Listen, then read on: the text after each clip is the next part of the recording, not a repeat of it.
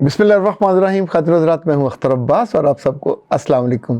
نمرہ نے بڑا دکھی سا سوال کیا۔ اس نے کہا کہ میری قسمت ایسی ہے کہ جس گھر میں بیاہ کے گئی ہوں وہاں میرے لیے سانس لینا مشکل ہو گیا ہے۔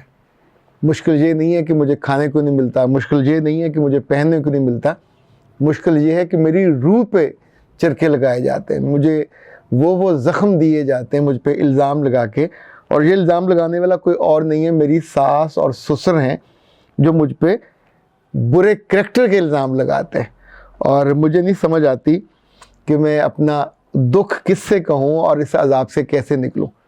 بیٹا، جس بھی بچی کے ساتھ اس طرح کا معاملہ ہو یا کسی پہ بھی جب جھوٹا الزام لگتا ہے تو الزام لگانے والا کبھی اس تکلیف کو، اس اذیت کو محسوس ہی نہیں کر پاتا جو اس غریب پہ بیتتی ہے۔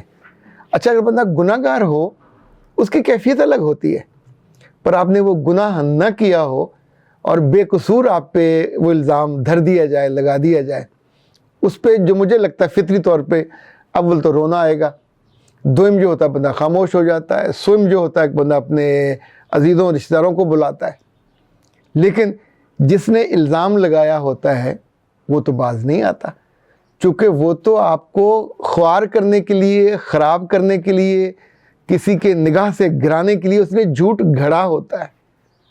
تو بس استغفر اللہ، ایک ہوتا ہے جھوٹ، ایک ہوتا ہے جھوٹ گھڑنا، یو پلان فار دیٹ، اور یہ جب لگایا جاتا ہے تو اللہ معاف کرے، آپ کے تو کریکٹر کی دھجیاں اڑا دی جاتی ہیں۔ یہ کام عدالتوں میں بھی ہوتا ہے، یہ کام دفتروں میں بھی ہوتا ہے، یہ کام گھروں میں بھی ہوتا ہے۔ میں نے سوچا کہ اس سوال کو اٹینڈ کرتے ہوئے، اس کو ایڈریس کرتے ہوئے، اس کے جو دو جوابات ہیں اس پہ ہم جاتے ہیں کہ جو آخری حل کے طور پہ ہوتے ہیں۔ ایک تو انسان کو یہ آس ہوتی ہے کہ اللہ اس کا فیصلہ کر دے گا اور میں بے بس ہوں، یہ سب سے بہترین حل ہوتا ہے۔ پر اس کے ساتھ ایک اور حل بھی ہوتا ہے جس کو قرآن پاک کی قسم اٹھانے کے ساتھ کیا جاتا ہے، کہ اس کا پورا فقہ میں طریقہ دیا گیا ہے۔ اس وقت وہ بیان کرنے کا وقت نہیں ہے، وہ آپ پڑھ لیجئے، کسی سے پوچھ لیجئے۔ اس میں جو ہوتا ہے کہ دونوں لوگوں کے بیچ میں بیٹھ کے وہ الزام دہراتے ہیں، اور جس پہ الزام لگایا جاتا ہے وہ قسم اٹھاتا ہے اور ساتھ ہی کہتا ہے کہ میں برباد ہو جاؤں اگر یہ بات سچ ہو۔ یہ پہلا کام وہ کرے گا جس نے الزام لگایا ہو، اور یہ بربادی کے لیے ساتھ اسے لفظ بتائے جاتے ہیں کہ میرا رب مجھے برباد کر دے، میری نسل کو بھی برباد کر دے۔ یہ اتنے سخت الفاظ جو بتائے گئے ہیں اسی لیے تاکہ جو الزام لگانے والے ہیں وہ ٹھہریں، وہ ڈریں اس بات سے۔ ابن ماجہ کا یہ حدیث کی وہ 6 کتابوں میں سے کتاب ہے جو سب سے سچی کتابیں مانی جاتی ہیں۔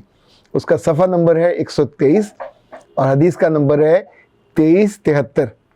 اللہ کے رسول صلی اللہ علیہ وسلم نے فرمایا کہ قیامت کے دن وہ آدمی قدم نہیں اٹھائے گا جس نے جھوٹا الزام لگایا، جب میرا رب اس کو اٹھا کے جہنم کا جو فیصلہ ہے وہ سنا دے گا اور اس کو جہنم میں پھینک دیا جائے گا۔ یہ کوئکنس ہے اس کے جرم کی کہ جو اس نے کیا۔ اس لیے جھوٹی گواہی کو بہت برا اسلامی شریعت میں مانا گیا۔ جھوٹی گواہی کو اگر ثابت ہو جائے تو اس بندے کی دوبارہ گواہی نہیں کبھی لی جاتی کسی عدالت میں۔ اللہ معاف کرے، وہ تو کبھی حدیث بھی بیان کرے تو اسے حدیث بھی نہیں لی جاتی۔ یعنی ہمارے جو علم ہے احادیث کا، اگر کسی حدیث کے راوی کے باپ کے بارے میں بھی گمان ہوا کہ وہ جھوٹا تھا، اس نے جھوٹ بولا تھا، تو اس کی حدیث کو اس کیٹیگری سے نکال دیا گیا کہ اس کا راوی جھوٹا ہے، جب وہ جھوٹ بولنے کا عادی ہے۔ آپ سوچئے لوگ اتنی احتیاط کرتے تھے۔ یہ امام بخاری کے بارے میں کہ وہ کسی کے پاس گیا حدیث لینے تو اپنے دامن کو ایسے کر کے بکری کے بچوں کو بچ بچ کر رہا تھا، تو انہوں نے قریب ہو کے دیکھا تو اس کا دامن خالی تھا، تو پوچھا یہ کیا؟ تو اسے کون سا پتہ چلنا تھا، میں نے اس کو قریب، تو انہوں نے کہا تو بکری کے بچے سے جھوٹ بول سکتا ہے، وہ اللہ کے نام پہ اور اللہ کے رسول کے نام پہ اگر جھوٹ بولے گا تو کیا چیز اس کو منع کرنے والی ہے؟ یعنی اتنی احتیاط کی جاتی تھی۔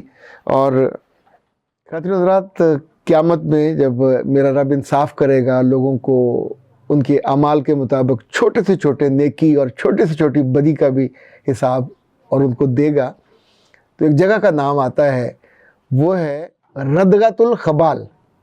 یہ وہ جگہ ہے جہاں جہنمیوں کے خون اور پیپ کے سٹاک ہوگا، اور یہ ان لوگوں کے لیے ہوگا جنہوں نے لوگوں پہ جھوٹ گھڑے ہوں گے، جنہوں نے لوگوں پہ جھوٹے الزام لگائے ہوں گے۔